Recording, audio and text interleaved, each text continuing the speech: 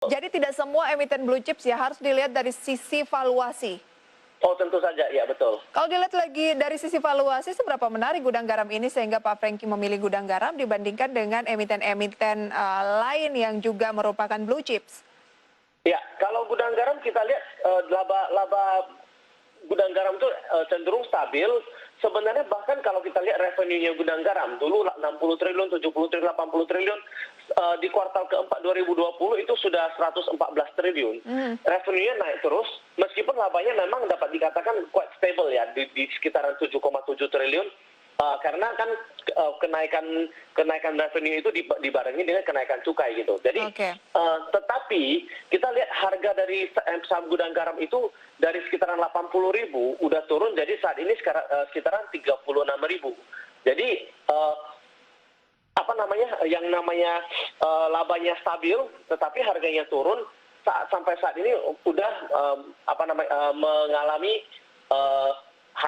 diskon yang sangat menarik seperti itu. Gudang garam ini pernah stock split ya Pak Franky? Mungkin dulu ya. Tapi dari harga 100.000 ini pernah stock split ya? Oh, belum. Jadi turun dari angka 100 ribuan tertinggi 3 tahun lalu ke 36.000. Betul. Wow. Jadi 100.000, cuma 100.000 itu terjadinya sebentar aja. Jadi yang jadi acuan saya itu yang lebih base-nya itu 80-an ribu. Jadi meskipun sempat 100.000 tapi ya 100.000 langsung turun kembali.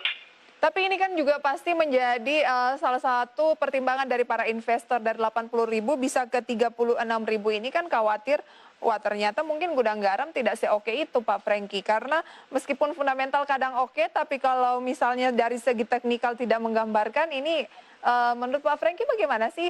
80 ke 36 kan saya juga pasti ragu-ragu. Betul, justru ini yang menarik ya. Maksudnya kalau dari segi teknikal ini tidak menarik. Kalau dari segi teknikal bagi investor yang short term oriented atau bagi trader, mungkin gudang garam ini bukan menjadi pilihan yang menarik.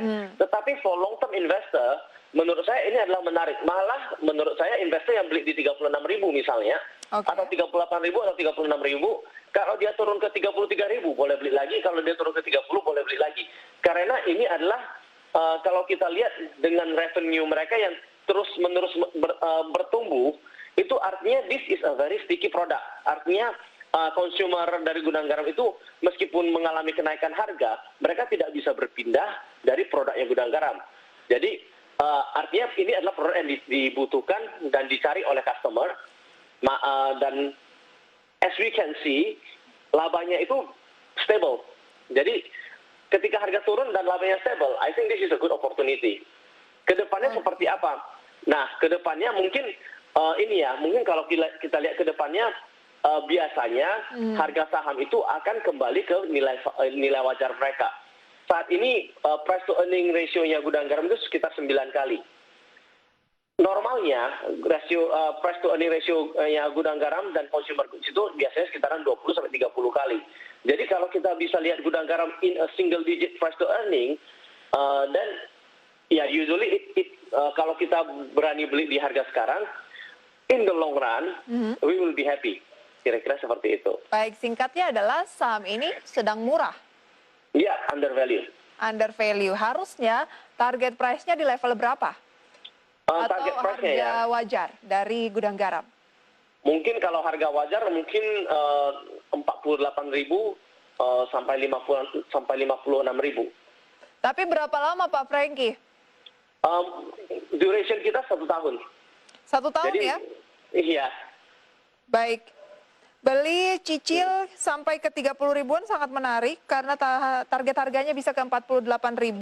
Tetapi ya memang ini lebih ke medium to long, ya minimal 1 tahun ya. Benar. Oke. Kita tinggalkan dulu untuk rekomendasi, salah satunya tadi adalah gudang garam. Kami punya top headline pada pagi hari ini Pak Franky dan juga pemirsa, di mana satuan tugas